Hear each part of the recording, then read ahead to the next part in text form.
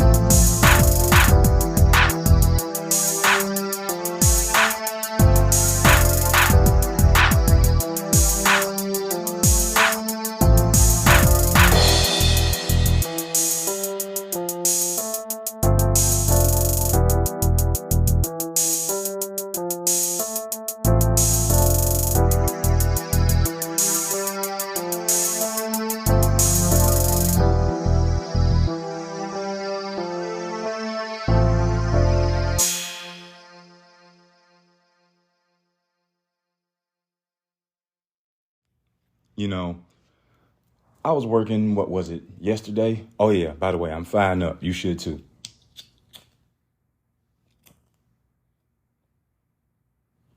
There we go. Okay, so, yeah, I'm at work yesterday. We got about a week or so left of the World Series, if that. We're almost at the main event final table. And this doesn't happen to me often, typically because I'm a good dealer, and generally, when people lose at my table, they tend to be good sports about it. You know, if they are upset or disgruntled, they handle it away from the table, or they handle it, you know, like an adult. You know, they don't take it out on me, knowing I'm simply just a mailman. I'm just delivering the mail. I'm sorry I had to be the one to deliver your foreclosure notice. I'm sorry I had to be the one to deliver your divorce papers, but somebody's got to fucking do it. And I think a lot of people at the World Series of Poker understand that, compared to other times in my poker dealing career where getting berated or dealer abuse was just a fucking norm. It's just a norm. So what I want to say is, I'm dealing. A guy loses. He gets to the end kind of bad. He loses.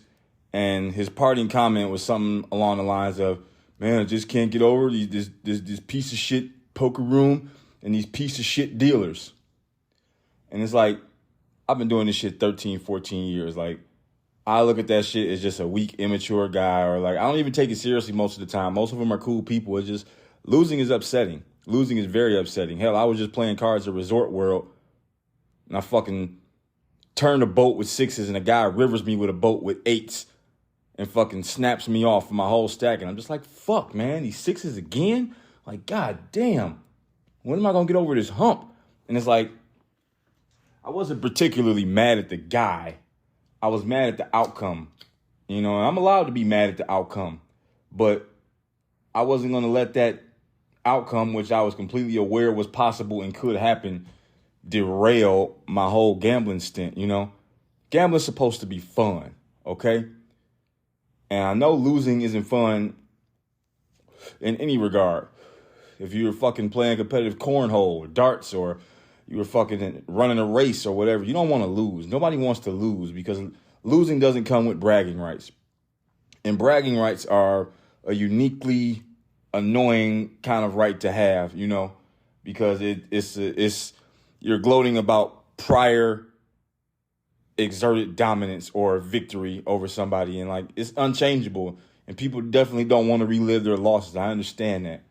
However, something that I think a lot of people lose sight of, especially when they gamble or gamble excessively or gamble compulsively, is that, first of all, gambling is a losing game for anybody that's not the house, for one. But aside from that obvious tenet, gambling is 99% of people are going to be losing to the top 1%. There's only a select few at the top that's actually crushing this shit. And when you start gambling and it's not fun, it starts to feel like work, or it starts to feel like a chore or a task. It's a completely different vibe that surrounds it when you're constantly worried about, oh, if I lose this hand, I'm fucked, or, oh, I'm down 2K today, or blah, blah, blah, blah, blah. You know, contrary to the guy who thought we was all pieces of shit because he sucks at poker, there was this other guy who called this guy's pre-flop raise with like $30 with like deuce 3 flops, a set of deuces, which has happened to me before, and it's infuriating. But when I think about it, I've done it to other people, and if I'm so worried about the hand he called me with and how he plays his cards, which is totally his prerogative, like, am I really having fun? When I look back on most of my poker experiences and my gambling experiences in general, I tend to win more or be the less disgruntled after the fact when I go in and I have fun and I try to loosen up and I engage in some conversation and I crack some jokes and I be personable and shit. Like, gambling is supposed to be fun. Like, that's the bullet point here. And I think every now and again, people need to be reminded of that. Like, if you're just coming in here because it's not fun, or you don't have like a social crew that you kind of like, some associates that you get this shit going with, it's like, it's not fun. And it starts to become detrimental to your character because now you're bitter. Now you're all tense. Now you're mad at the game and you're mad at the players when, like, they haven't done anything that you can't do. Like, gambling is the act of betting on a circumstance or outcome that is unknown at the time the wager is placed. Like I said, I'm not mad at God for calling me a piece of shit. Like, whatever. Maybe I am a piece of shit. I do deal a lot of bad beats, and I'm generally fucking unmoved by it. Like, I've dealt so many beats, like, I'm just on to the next hand. It's like, yeah, sorry, bro. I just got my ass snapped off before I came here. Like, what do you want? Like, you want like a fucking top Billboard hit on the world's smallest violin? Like, no. I lack the capacity to give a fuck. But that's also because I understand that, like, if you're going to gamble, you have to learn to have fun losing. Nobody tells you this when you start gambling, and nobody lets you know that there is a threshold you can cross to where gambling becomes fun and where gambling becomes work or where gambling becomes serious. You know, like, the more serious it is, it's a good rush and it's a feel good, but that's because there's more risk on the line. Like, if you just gamble $5 and there's $5 on the line, yeah, $5 is a juicer. That'll make it fun. But if it's $5,000 on the line, and that means like paying your rent, paying your mortgage, and you don't have a way to immediately replace or supplement that money, like, it could be a daunting thought. And if gambling isn't fun, that's the number one way you should realize that you shouldn't do it. Gambling is supposed to be fun. I cannot stress that enough. And I see so many poker players get caught up in the daily grind. I see so many gamblers who think that this shit is supposed to work for them. And it causes them to engage in obscene and abnormal behaviors like berating dealers who are nothing more than staff provided to facilitate the game, so you don't got to worry about the prick next to you cheating you out of money or people doing some fuck shit or robbing you, or, you know, you can make sure that this shit is officiated. It's 11 million cameras looking at every fucking thing at all times. Like, there's no room for error, you know? You are voluntarily stepping into on enemy territory. The casinos have home field advantage. They always have the edge, and you step in knowing this. You know, I think it's another reason why I think we need more female poker players in the game, because it would be more of a commonality between men and women, and it would be, you know, as long as it doesn't fall into a realm of toxicity, it would be a better tool for, you know, mending some of the damage that's done in this imaginary battle of the sexes that we seem to be engaged in this country. Like, you know, men and women should be able to have fun gambling. You know, we should be able to gain experience and, you know, meet new people and do all other stuff. Like, we're all here for the same thing, man, you know.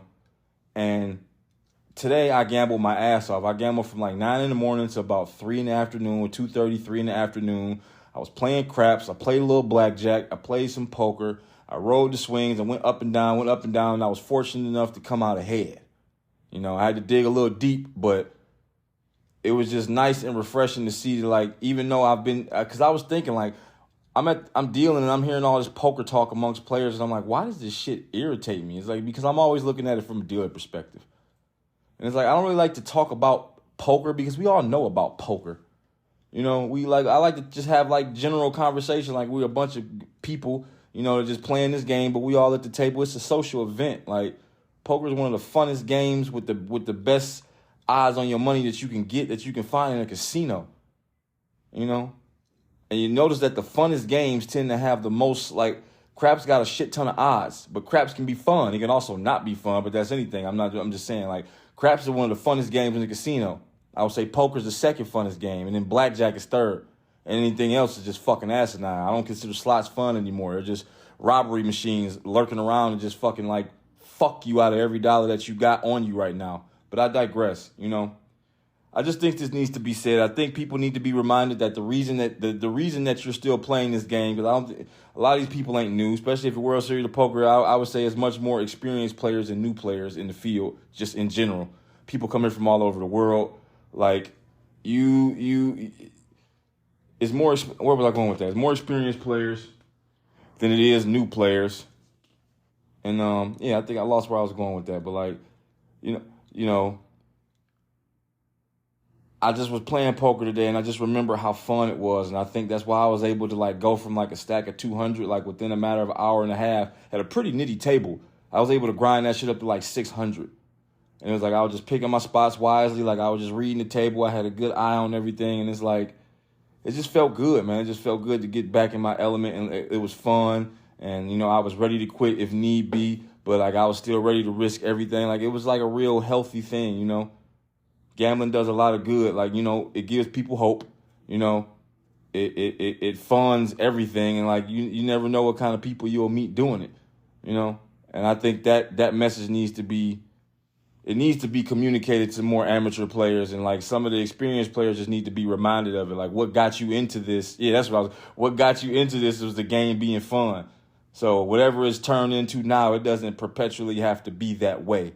It can still be fun, but like you have to let it be fun. Like if you go in there and you get fucked up for a grand, $2,000, $5,000, like I heard some guy say he was down $4K this week from playing PLO. And he would just call with anything and needling people and thinking nothing of it. He was just tipping like just real heavy. He was just tipping heavy on hands that didn't really seem to warrant it. And I'm just like, wow, thanks. Like guy was just having fun. He didn't really give a fuck. He was snapping people off. He's like, dude, I'm sitting there playing cards, man. I'm just like, what the fuck, man? Positivity. I think that needs to be said. I think people need to be reminded that, even if you see it as immoral or whatever, like so many people like to gamble because it's the same reason why people commit crimes. Crimes pay. It's a good chance you'll get caught, but you don't look at the chance that you'll get caught because you look at the takeaway if you aren't.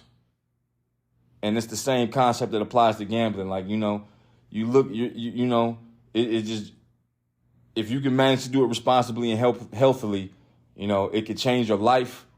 It could, get you out of debt. It could upgrade you, like it could. And it could also ruin you completely and degenerate you. And it does to some people. But even if those people are having fun, I don't mind the degenerates. Like the degeneracy is on them. Like the fun part is like, it should be like a staple, a tenet of gambling. Have fun. I shouldn't even be able to ramble about this shit for as long as I have, but it's sad, man. It's sad to see people go here and dump all these thousands into some shit and lose and at the very minimum not even enjoy doing this shit. Like that's like shredding up all your money, sprinkling on your front lawn and spending 3 hours raking that shit up and putting it in bags. And then afterwards, you got a fucking backache, and like you're worse off now financially, and like you didn't even enjoy that shit. You just kind of like, what the fuck, man? I got fucked through this chore that I wasn't really anticipating, and now I'm bitter about it. Gambling needs to remain fun for everybody. If you're not having fun gambling, you need to figure out why before you keep gambling again. I'm not against gambling. I love gambling. Gambling has made my life possible, but if you're not having fun, step away from it and figure out why. And don't go back until you're ready to do it for fun, when you look at it as entertainment value before you look at it as future or career. albeit the phrase "no gamble, no future." Like, the smart ones know what that means. It's not as literal as it's being said, but you got to think about the future. Have fun gambling. Tell your friends to have fun gambling. Tell your family to have fun gambling. Hell, tell the stranger sitting next to you or whatever the fuck you're doing gambling. Have some goddamn fun. Live a little. Or get the fuck out the casino.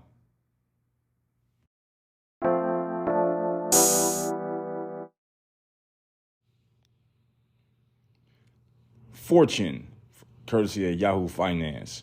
Oriana Rosa Royal. The Gen Zer who sparked the, quote, quiet quitting movement has left his corporate career because it turned out mentally checking out of a job doesn't work. Last July, Zaid Khan uploaded a 17-second TikTok about, quote, quitting the idea of going above and beyond, and the term, quote, quiet quitting has been on the tip of workers' tongues since. After discovering the term, the 25-year-old engineer's video explanation captured the attention of more than 3.6 million people worldwide. Quote, you're still performing your duties, but you're no longer subscribing to the hustle culture mentality that work has to be your life. The reality is it's not, and your worth as a person is not defined by your labor, he says in the viral video. Soon after the clip was posted, the quiet quitting hashtag caught fire and reached workers in most corners of the globe, from the UK and Europe to the US.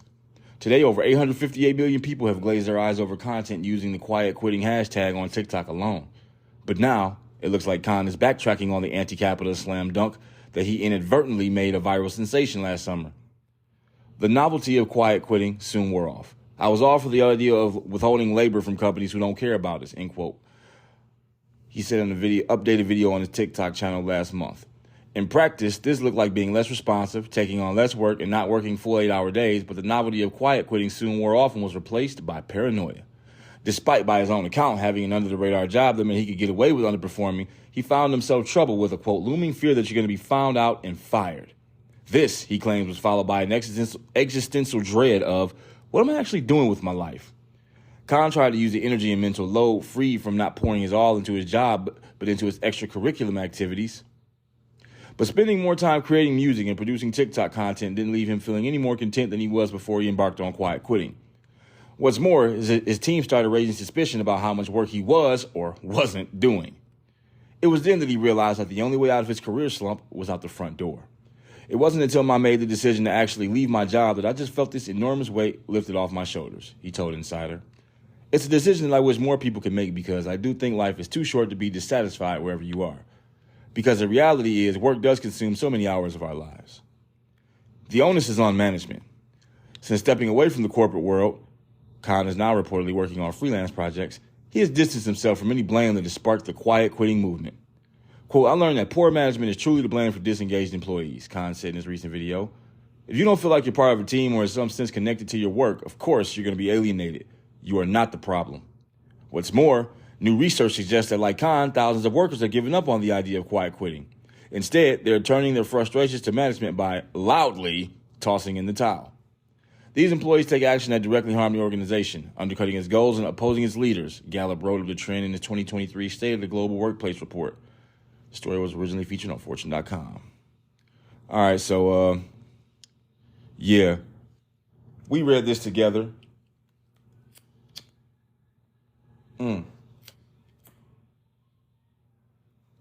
We read this together, and shit, it took a couple twists I didn't expect. Let me see here. The part where it says, you're still performing your duties, but you're no longer subscribing to the hustle culture mentality that work has to be your life. The reality is it's not, and your worth as a person is not defined by your labor. Okay, so first of all, quiet quitting, dumb as fuck. Just dumb as fuck. Relatable, but dumb as fuck. So as far as this quote, you're still performing your duties, but blah, blah, blah, subscribing to the hustle culture, like hustle culture. Like hustle as in make money. I understand. Like I had to develop a work ethic myself. I don't always feel like being at work when I'm at work. Fuck, sometimes I'm at work and I'm having an absolute awful day and I wish people would just fuck right off. Like, you know, but I can't just tell people to fuck right off or fuck left off or fuck off in any direction. And who says that work has to be your life? Like, what do you mean work has to be your life? Yes, work has to be your life. Every individual who exists and benefits from the system set up by other people's work and who wants to, be a part of it consistently and regularly, you're going to have to work. Work is your life. Just like sleep is your life. You're going to have to sleep a good portion of your life. You're going to have to work a good portion of your life unless you get lucky and hit the fucking lottery or get some kind of inheritance or, you become viral because 7 million kids stared at you for 10 seconds. Your worth is, and who said that work is to be your life? Like a lot of people, I remember Joe Rogan talking about Elon Musk, for example, and Jordan Peterson touching on this. Like a lot of men, a hyper percentage of men are willing to dedicate the vast majority of their lives, despite their families, despite their children, despite anything else, to be in the top 1% of whatever area they're in. Like they're willing to work 80, 90, 100 hours a week. Like they don't have other hobbies. They don't deal with the sun. Like these motherfuckers are cubicle rats. These motherfuckers put in work and they put in work consistently and they don't complain because this is, to some degree, they figured out that they discovered their niche. Like this is what they exist to do. They have a purpose in life that drives them forward. So where such thoughts of work is my life just don't occur. Now, should everybody adopt that mentality or that strategy? No, probably not. Probably ain't gonna work out for everybody because we already got 3.6 million motherfuckers like you re-hashtagging it and it's been seen by 858 million people across the world. So, that's that. And your worth as a person is not defined by your labor. The fuck it isn't. How is it not? How is it not? If you're a man, how is it not? If you're a lazy motherfucker, I don't care how light you are, people will like you and fuck with you. I've had many people who are good friends but bad employees. It's I don't dislike you as a person, but working with you makes me want to strangle you. Because you're lazy, you talk too much, you take too many breaks, you're easily distracted, and you want to put most of the work on me and use whatever little friendly vibe, whatever friendly conversation we've managed to muster up amongst ourselves as some pseudo rapport for friendship. We buddies now, you crack a joke with me and I do your work and mine. Fuck you. It doesn't work that way, bucko.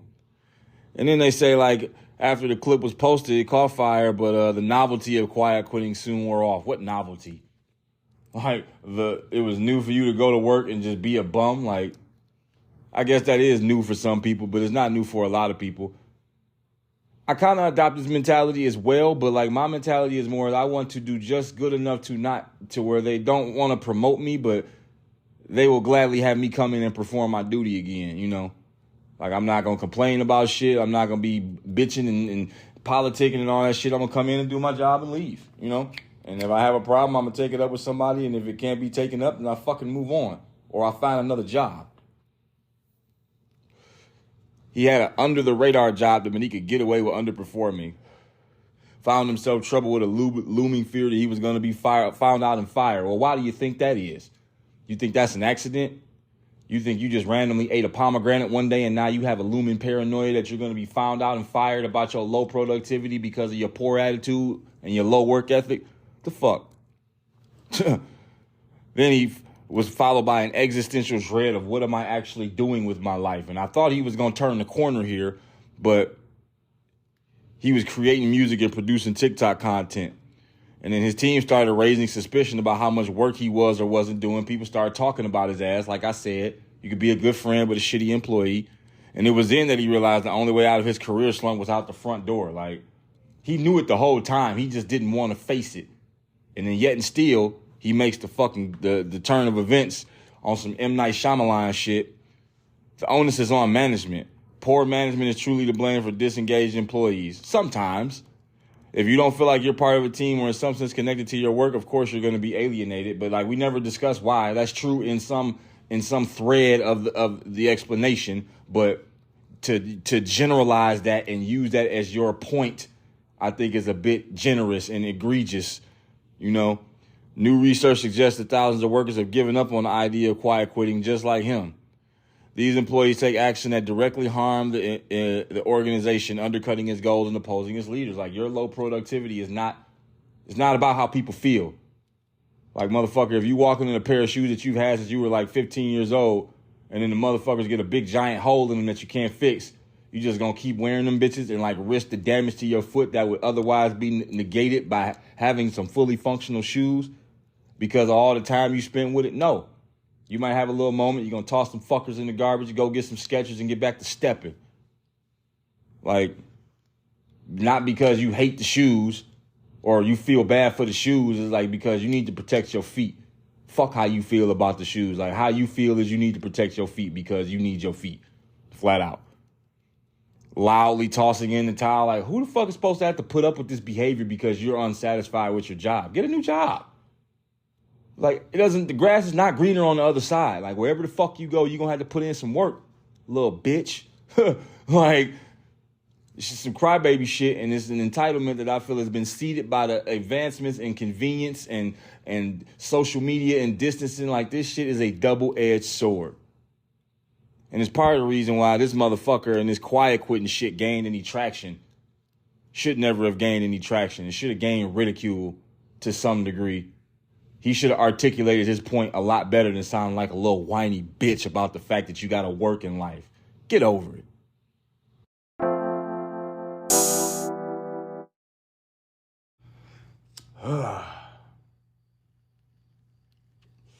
Jesus Christ, man. Give me a second. Okay, this is from Spend. This is on MSCNBC, I believe. Is it CN or M? It just says make it. So, okay, it's probably MSNBC. By Isabel Engel. Tipping is, quote, not a sustainable system, says 25-year-old pizza delivery driver. My income relies on the goodwill of others. All right, so this is quite a long article. Like, part of me doesn't want to get into reading it because, like, I'm going to want to stop at some point, but I'm going to just kind of finger through it right now. And I'm going to just read. I'm going to read over it mentally and then read it out aloud, the part that I really want to talk about, because shit like just reading shit like this, hearing it and disagreeing with it makes it harder for me to read sometimes because I feel like I'm just listening to some bitch talk and it's just annoying for me. But starts off by saying, on a typical Monday delivering pizzas in Lincroft, New Jersey, Brendan Madden can make $13 in tips, or he can make $200. The nature of tipping is extremely unreliable. The Luigi's famous pizza and catering delivery driver tells CNBC Make It. Driving around Lincroft and neighboring New Jersey towns, 25-year-old Madden never knows how much he will make in a given shift. His baseline salary is $5.26 an hour, and he makes an additional $1.50 for each delivery he completes, according to documents verified by CNBC Make It. The rest of his earnings are determined by tips. For context, minimum wage in New Jersey is $14.13 per hour as of January 2023. Madden works 30 to 40 hours a week, divided into several 10-hour shifts Monday through Thursday. Yet no week of pay is the same. Madden says it all depends on the generosity of those answering the knocks at the door. Tipping doesn't work as a system for paying people, he says. I don't think it's a sustainable system because not everyone tips fairly. I just try not to think about money as much as possible given how unreliable it is. You can't guarantee you're going to have the same week that you had the week before. As much as he tries not to think about the money, Madden often talks about the tipping debate with his coworkers at Luigi's, since it's one that crucially affects their daily lives and income. Living at home with his parents on leave from college, Madden realizes he is fortunate to not be living paycheck to paycheck just to cover rent, but he knows this is not the case for everyone. How do other people survive like this? So I'm going to read the next headline, but I'm going to go back and talk about this shit. It says, tipping is not goodwill, it is crucial. Okay, so as far as this first stanza, let's be clear. I'm 31 years old. For the vast majority of my life, I've held jobs where my income required tips. I've been a bartender. I've been a poker dealer. I've worked as a detailer at a car wash, like waiter, all of that kind of shit. I've done roadside service, and I needed people tip me when I was doing that shit. Like, people have tipped me my entire life. And one thing I can't stand, especially as a poker dealer dealing the World Series of Poker, when motherfuckers are walking around complaining about how much money they make. One, I don't like to complain because you never know who the fuck hears you and you never know who the fuck's talking. And your actions affect all of us. Like, you bitching about how much money you didn't make is not me gloating about how much money I did. But I don't want to suffer the negative result of your fucking boo-hooing, you know? So, when you're working a tip job, this guy's on leave from college. So it's like, you're working 40 hours a week as a pizza delivery driver. Like, how do you not have this figured out? Like, for one, when you're working for tips, yeah, it should be understood that this is not a stable, consistent income. Like, you are relying on the goodwill of others. But I've relied on the goodwill of others. I have good days. I have bad days. But I think I've had way more good days than bad days. You know, when I have bad days, it's usually because it's just not the business there to really have a good day, or I fucked something up bad and I deserve to have a bad day. Maybe I had a bad attitude, or maybe I fucked up something that was crucial for somebody else and they didn't feel I deserved a tip, which I'm totally okay with. But this, like, when I'm at work, I hate motherfuckers coming and complaining about, man, I just shipped this guy $6,000 pot. He fucking didn't even throw me $1. It's like, it's just like a bad beat story. Why the fuck do you think I want to hear about your minor misfortune? And how much money do you think you're supposed to get? There's a lot of factors you don't know about the guy who won that pot. Yeah, he might have won a $6,000 pot, but he might be stuck 15 grand. And then all you really need is $1 a hand. If you're getting $1 a hand, crank them fucking hands out. You can make $30 an hour easily, as a poker dealer anyways. If people are giving you $1 a hand, like $1 a hand has been a very reliable standard in the dealing as a poker dealer for as long as I can remember. Like, I've been making $30 upward an hour as a poker dealer as far back as I can remember, you know? And I think when this guy tries to take it and complain about it in the sense that it doesn't allow him to live a lifestyle, like, because of his inconsistent income, it's like, well, for one, the type of job you have is perfect for the kind of situation you're in. You live with your parents at home. And you're on leave from college, like it's off semester, it's like summer break or whatever the fuck. So, like, you really, just all this shit should be play money. Like, you living with your parents, you kick them a little something out of generosity, you know, just as a thank you, because, you know, they probably let you stay there free, but don't, you know, throw something on the bills or whatever. But, like, bro, like, you got it good. Some days you make 13, some days you make 200. That's literally the tip business. You just said it, tips is crucial on the goodwill of others. But it's a lot more factors that go into it besides just the goodwill of others. It goes into the attitude of you, your appearance, the quality of your work. And there's lots of factors that prevent other people from tipping, not because they don't have the money or whatever, but, you know, maybe they're going through some hard time. Maybe they would normally have the money but don't have the money, or maybe you did something that they didn't like. Maybe you shared an opinion, an idea, or maybe your performance just sucked. Or maybe they're just cheap, or maybe they don't believe in tipping. Like, tipping is a optional thing for a reason. And that's why when I'm in my tip job, like when I'm in my tip jobs, I am not the person I am like when I'm at home. Like, when I'm at home, I'm a rough, coarse, brusque asshole. But when I'm on these tip jobs, it's like I don't have any capacity for that asshole shit. I get mad sometimes or whatever, but it's not about me. One thing good he said that I do agree with is I just try not to think about money as much as possible. When I'm at work dealing cards, I have the best days when I just sit there, shut up and deal, and, you know, just, you know, chat with some of these gamblers. You know, I hear some cool stories. I get a good laugh. You know, talk to some cool women who play poker, which I'm absolutely 100% on. I love female poker players. But, you know, I try not to think about money as much as possible. Like, if I ship somebody a $10,000 pot and they throw me $1, my mentality is like, shit, that's more than zero. That's better than getting stiffed. And the quicker you throw me that dollar, the quicker I can get to the next hand and get my next dollar. I'm thinking about the dollars ahead, not the dollars that didn't come to me. And for the dollars that don't come to me, every now and again it irritates me. It's like, wow, really? But that's kind of like the extent of it. It's like, wow. And it's not even like a complaint. It's just like, oh, wow, I genuinely expected a tip here, but I didn't get one. Wow. Okay, whatever. Next hand, next whatever the fuck, you know? Some people you're going to give terrible service and they tip you good. Some people you're going to give excellent service and they tip you bad. But to try to, and then nowadays, everybody's asking for a fucking tip. Like, I feel like there are certain occupations, and yeah, I'm pretty much done with this article. Like, what the fuck? I'm going to just read it. Tipping is not goodwill. It's crucial, blah, blah, blah. Few customers realize how important tips are to delivery drivers. If you didn't tip the server at a restaurant, it's kind of the same. I guess I would say the difference if you don't tip a delivery driver as far as the server in a restaurant is like the server doesn't have a fucking SUV and GPS and like all the amenities that an automobile produces, you know. They're usually bussing tables and carrying trays and shit and running food, and they're frantically being pushed to their physical limit for hours at a time with multiple people. Way different than just hopping in your car and dropping some shit off. So it's not almost as if you didn't tip the server at a way. The server is doing all the work.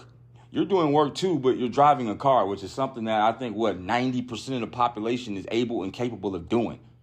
You know? So it's not like, it's like ordering to go and then you're getting mad because you don't get a fucking tip. It's like, well, all you did was put my shit in a box. Like, you just put it in a box. Relying on gratuities makes a flawed system, blah, blah, blah. Be kind, be patient. And it's like, he's encouraging customers to be kind and patient and recognize their privilege when it comes to tipping, especially if the tipping doesn't affect their day-to-day wages. Like, that's why I don't want to read this article. Like, why the fuck are you talking about somebody else's finances when it comes to tipping? And like I was saying before, everybody wants a fucking tip now. Like, you fucking, they was telling me I should tip the people who give me feels and shit, which I'm not opposed to, but shit, if I got to holler 2 and 3 and 4 times to get a fucking feel and then pay you for that delayed service, which cost me money because the person that needed chips or the person that needed a feel, which was me, didn't get that, and that delayed a task that I needed to fulfill. So, like, if you're going to delay me and slow me down, why the fuck am I going to financially reward you for that? You know? And I think it's certain occupations where, like, tipping kind of just works. Like, you know, the valet guy, you throw him a buck or two or whatever for driving your car that couple 100 feet and not fucking it up. You know, you're giving them your baby. I get that. You're in a restaurant, waiters, bartenders or whatever, they're on their feet. They're at your beck and call. Like, you know, poker dealers, you know. If you didn't have poker dealers running the game, you'd always have the risk of, like, cheaters and mechanics and all that kind of shit in there. You know, you don't have to pay as much attention to the game, most of the time anyways, when you have a dealer. And, you know, this is a person that otherwise wouldn't be compensated for the time that they're spending, and you otherwise wouldn't be able to have the luxury of playing poker the way you do without this dealer. You know, in those kind of occupations, the tip kind of fits. But when you fucking go to, like, but I'm in, like, the smoke shop or whatever, I'm just, like, buying some smokes or, like, buying some blunts and shit, and I whip out my card, and they got these little handheld, like, fucking pay device things. It's like a 80 cell phone, but for paying shit, you know. And I stick it in there, boom, pin number. Would you like to tip? It's like, what? So now I got to tip the fucking smoke shop cashier? Like, everybody wants a tip now. Everybody wants something just for simply existing. And that shit bothers me because I have never just expected a tip for existing. Every single tip, every single dollar I've ever been given, I am 100% thankful, grateful, and appreciative of. And I may not have put my best effort into everybody that's tipped me, but I damn sure tried. I try to give everybody, I put myself second within reason when it comes to earning these tips. Because I want people to feel at ease. I want somebody to get my service and then get somebody else's service and then realize why my service is the shit, you know? And if anybody's willing to give me anything, it may not be what I want. But like I said, I try not to think about that shit. I just try to think about doing the best job I can. If I do the best job I can, I give myself the best chance for the desired outcome most often. I don't walk around complaining about how much fucking money I made or how much money I didn't make. And I especially don't do it to my coworkers and comrades. Like, who wants to hear that shit? Who gives a fuck? And I'm tired of hearing people complain about people not tipping. Especially when you're in industries where that shit is kind of a fucking, it's an elective, like it's a bonus. Like, I would just be tipping you because you said a joke I like or I know you personally or something, but like, you didn't actually provide a service to me, that, if you go to the barber and he hooks you up real fresh, he did a little extra something, but you're like, oh my God, damn, I'm looking crispy. The cut's 25, you give him 35, you give him 30, because you feel good. Like he did something. He put a little extra oomph on that shit, made it look nice, and he was polite, and he talked to you, and he engaged with you, and he gave you an experience as opposed to a service. That's where the tip comes in. So just thinking just because you're the motherfucker that drives around on your little electric scooter or in your Prius or whatever the fuck, slinging pizzas up to people's doorsteps, I understand that is work, that is effort. But it'd be different if you had to knead the dough, bake that shit, put all the toppings on it, cut it up, serve it up, put that shit in, cook all the pizzas, then deliver all the pieces. It's like, man, you hustled your ass off. Like, here's a little extra for your troubles. Because I see you're working hard and I appreciate your work ethic, if nothing else. All this complaining and shit talking about it's a relying on gratuities makes a flawed system. Like, why are you relying on gratuities, man? You're in college. Aren't you planning on getting a fucking degree where you can actually get a job with a weekly, bi-weekly salary, something? You want to be a fucking pizza? You want to be Philip J. Fry your whole life? And then complain and try to manage other people or comment on other people's income and try to make it seem like it's this big togetherness thing. Like, we got to work together to make sure people get the tips. It's like, no, just shut the fuck up. Stop thinking about yourself so much. Do your damn job. Think of ways you could be creative. Think of ways you could benefit people and, genuinely help them and it be about them and not you. And you actually mean it. You actually care. And then let the rest happen. That's how you work a tip job. And if you're working it for a living, you're just going to have to be a lot more conservative. It's definitely made me careless with my money, and it's something I'm trying to work on. Like, I know I have an ability to make it back generally easy, but I've been doing this so long, it's never a vibe where I'm just coming in here trying to collect from people. Like, I legit work hard for every fucking dollar I get. I don't want no freebies. I don't want no handouts. I probably take them. But I want people to feel good about their decision and feel good about making that decision multiple times. And I want to be able to get them to do that in a way which is genuine for me also. And I don't think this is something that anybody's ever talked to these little tipping motherfuckers about who are crying because one day you make $13 and some days you make $200. When I was working at Wynn during the Wynn Summer Classic, I would walk out of there with $350 regularly. Maybe a little less if I worked tournament, but that would go on my check. And then when the Summer Classic ended, I went from walking out with $350 every night to walking out with $75, $80. It's like, that's the business. It's the fucking business, man. And a big part of that was because it was just less people there now. The event had ended, people had went back to their hometown, their native land, whatever the fuck, and that's just that. So there's just not the human element. There is not a volume of customers bringing in this profit that there's a piece of to be got, So what, should I tell these people they need to spend more money on airfare and move to Las Vegas and do all? No. It means I need to be thinking about the future if I'm going to be complaining about how living on the, what he say?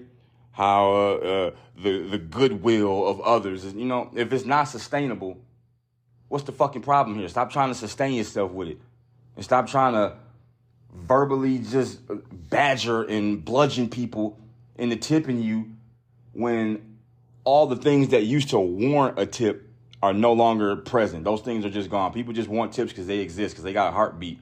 Guess what, bucko? Doesn't fucking work that way. Change your attitude for 6 months. Then come back and tell me how you feel about motherfuckers tipping. I bet you if you change your attitude and fix what the real problem is by looking at the 3 fingers pointing back at you, when you're pointing at them, everything will be different for you. You will be so gracious to even be able to hold a tip job and have the opportunity to serve and give people an experience. You won't have time to bitch about the money you're not making. Shut the hell up.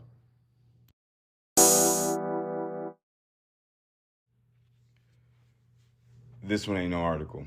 I'm going to try to keep it short because Charlemagne the fraud really pisses me the fuck off. This guy rarely has anything really genuine, like universally positive, or just not condescending to say. This is the most condescending individual I've ever had the misfortune of listening to, who like rarely, as far as my experience, says something useful, uplifting, something that makes sense. I saw this clip. I was working on getting it on here so I wouldn't have to, because it's audio and I don't have the article to read to just skim through it. So I'm gonna figure out a way to get this shit on here. If not, just go to Real Time with Bill Maher and look at this segment that includes Charlemagne the fraud.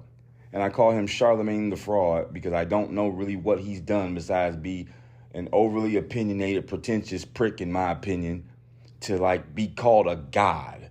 Like, I already struggle with the concept of the God that we all know and reference on a regular basis. So the fuck I'm gonna call this average Joe, mother? You don't even have hair. How you gonna be a god? Come on, man.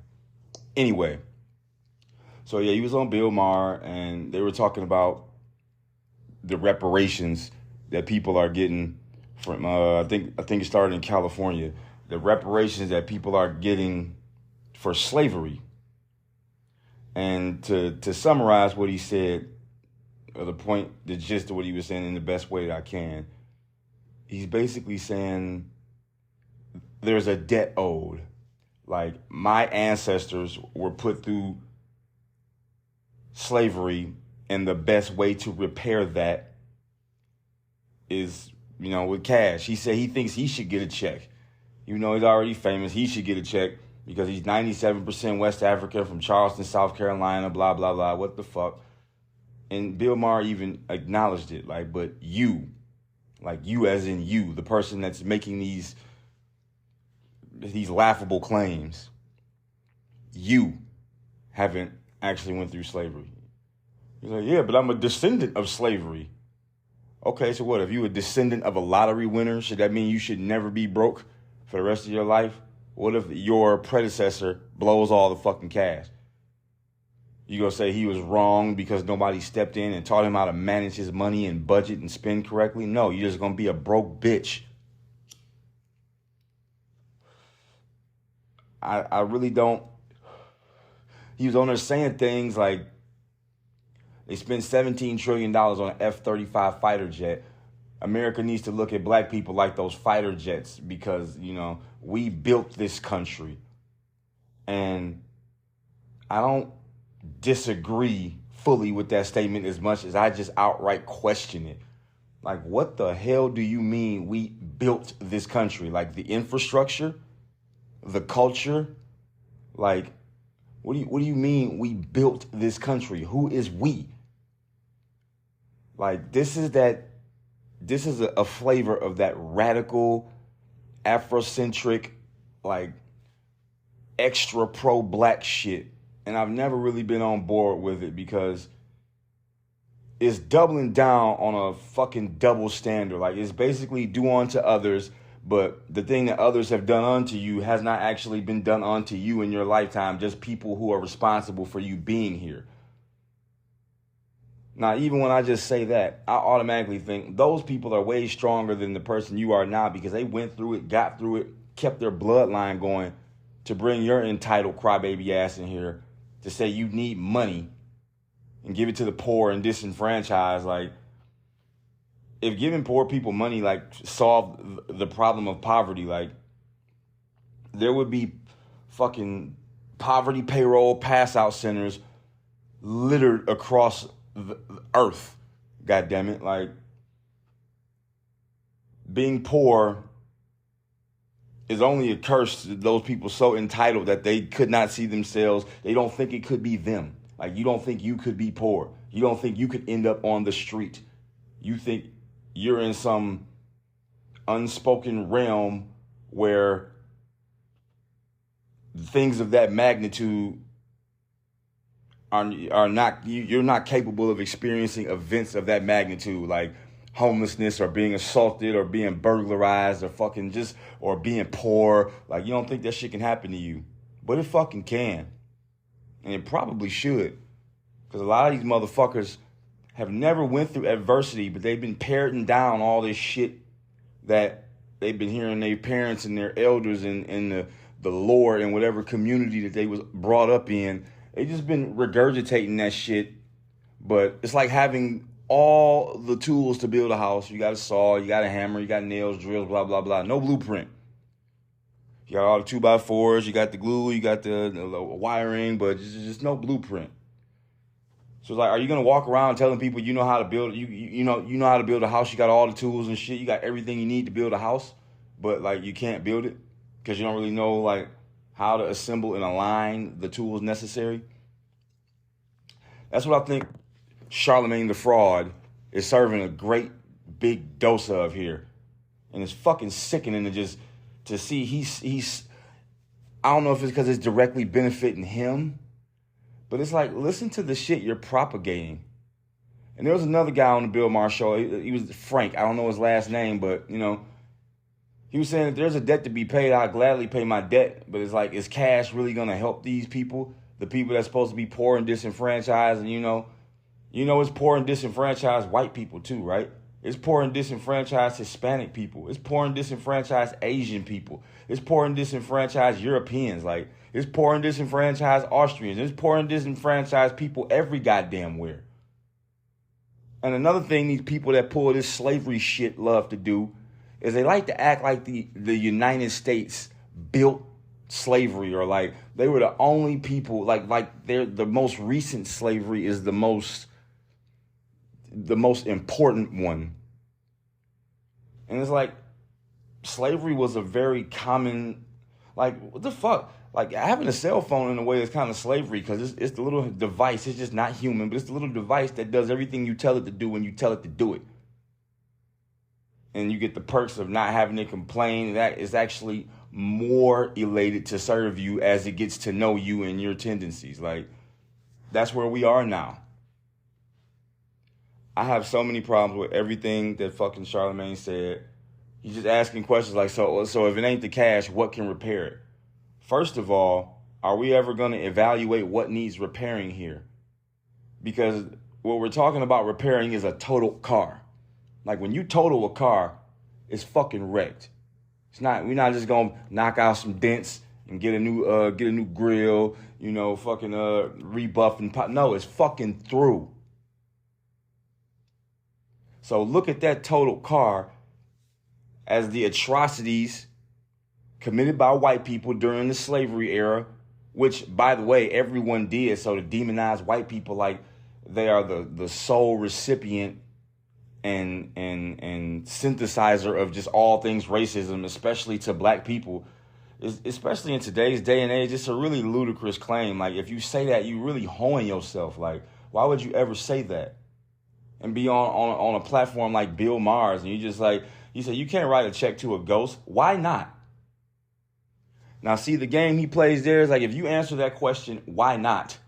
You've already lost because you've hopped off the train of rational thought and logic and pragmatism, and you got on the fucking kiddie train where forward is backwards, green is bagel, and everything is just it's some willy-nilly shit that's arbitrary and based on how the person orchestrating the current trending revolution or cancel culture, wokeism parade or whatever the fuck.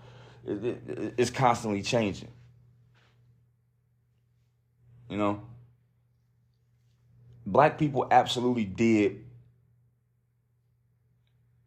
shape the culture of America. It's forever embedded in American culture.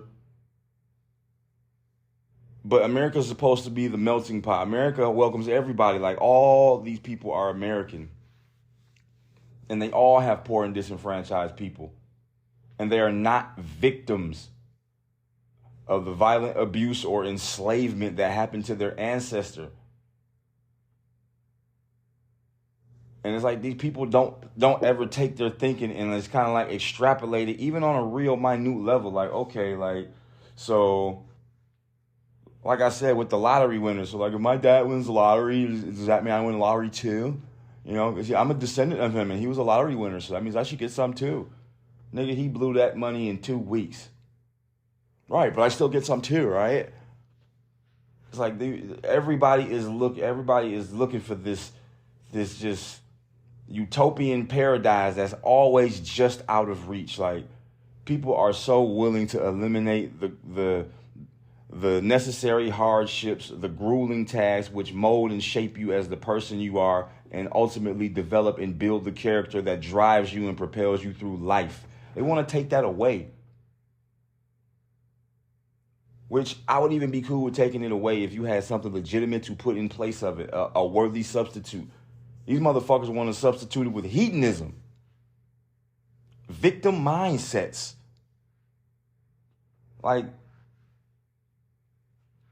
I've actually received, in my life experience, I've actually received, I would say, a significant chunk. I don't want to quantify it, but a significant chunk of generally better, friendlier, more trustworthy treatment from white people than I have from black people. Like, I kind of miss all that culture and shit because I kind of just saw through it from the beginning. It's like I don't experience this whitey vibe y'all prophesizing. Like, I don't hear it. I don't see it. Motherfuckers always said I acted white or I was goofy or whatever, or I'd play video games like I was different. It's like, and I now see that the video games didn't make me different. I just knew that y'all was buying into the bullshit. And I bought into it some too. But I bought way less bullshit. Like, people, my ex-girlfriend once told me that she almost wanted to break up with me because, like, we didn't watch the same movies and shit growing up. Because she watched, like, BET, and she watched the Cosby Family and fucking Martin and the Steve Harvey Show, Cedric, D.L. Hughley, all those fucking people. It's like, I didn't watch that shit. Fresh Prince. I just didn't watch that shit. I didn't watch it. Wasn't interested. I've always been interested in animation and now adult animation. And now I'm barely interested in that because I don't really have time to fucking watch TV because I'm over here ranting about motherfuckers and their goofy ass ideologies and the gullibility of these fucking people, man. They just eat this shit right up. That shit is surface level, frontline, awareness level bullshit for me. Like, as soon as I hear that, I'm like, what the fuck?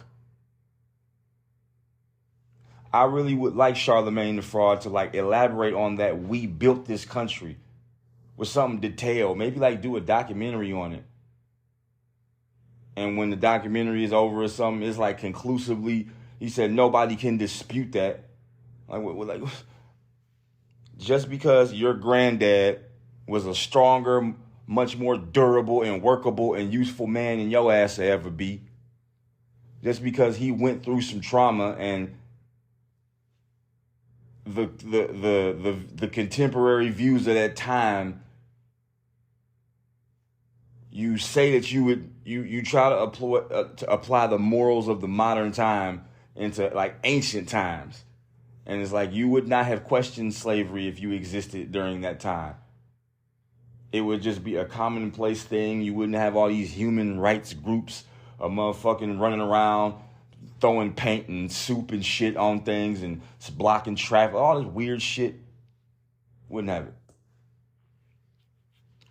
I'm getting to that point where I know I'm getting rambly. Like, I already didn't like Charlemagne. I'm just thoroughly disappointed with him. He's woke as fuck. Black people don't need checks. Nobody just needs checks. Who the fuck needs a bunch of money just thrown at them? Like, if you're going to entertain that black people need this shit, you should also entertain the possibility that some people are not going to be in need and they're just going to be looking for the cash grab. So they'll say that shit. You can't tell me that's not possible. Cash motivates damn near everybody and everything. Sure, it could be other motivating factors, but, like, yeah, definitely the cash will make people say shit that's obviously fraudulent, stupid, useless, and shouldn't be regurgitated, but it is. If you are a black person living and thriving in America today, whether your ass is in the fucking in the jets, whether you in a fucking condo, apartment, a house, or whatever, if you're a black person with a social security number and you identified and you are taken care of by this country, you need to be showing a little bit more gratitude somehow. Like, figure it out. Not to tell you what the fuck you should be grateful for. Like, this is the best time to ever be alive. Ever. And there's more complaints than ever. Motherfuckers walking around still talking about, man, whiter than the man holding us back. Get your dumb retarded ass out my face, you woke bastard. Quit trying to spit that. Keep that poison in your own box. I don't want to hear that shit. And I'm going to get real. I mean it. Like, that shit is literally like pure evil. It's like pure evil. I'm not no fucking victim. I'm not oppressed. What the shit that my grandmother persevered through, and I assume my grandfather persevered too, whom I never met. Like, but the shit, the way that my grandma was because of the life she lived is irreplaceable. You cannot. Nobody born during this time is ever gonna be like that ever again. My grandma was a strong, hard-working, traditional woman who I admire and have the utmost respect for. Even more so after her passing, which is, you know, it's not great, but they say you don't know what you got till it's gone. Well, there goes the American culture. Whitey's racist, black people as victims, and throw some money at us. Fucking stupid.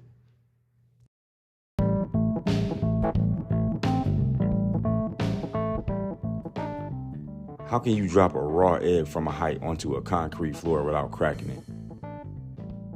Now, before you just blurt some shit out, think about it. Take a second. I'll even repeat it for you. How can you drop a raw egg from a height onto a concrete floor without breaking it? Have I thoroughly stumped you? Well, if you want to know the answer, tune in to the next episode of the Chico de Manuel Show. I want to thank everybody for listening. I highly, highly appreciate it. And until next time, I will holla at y'all.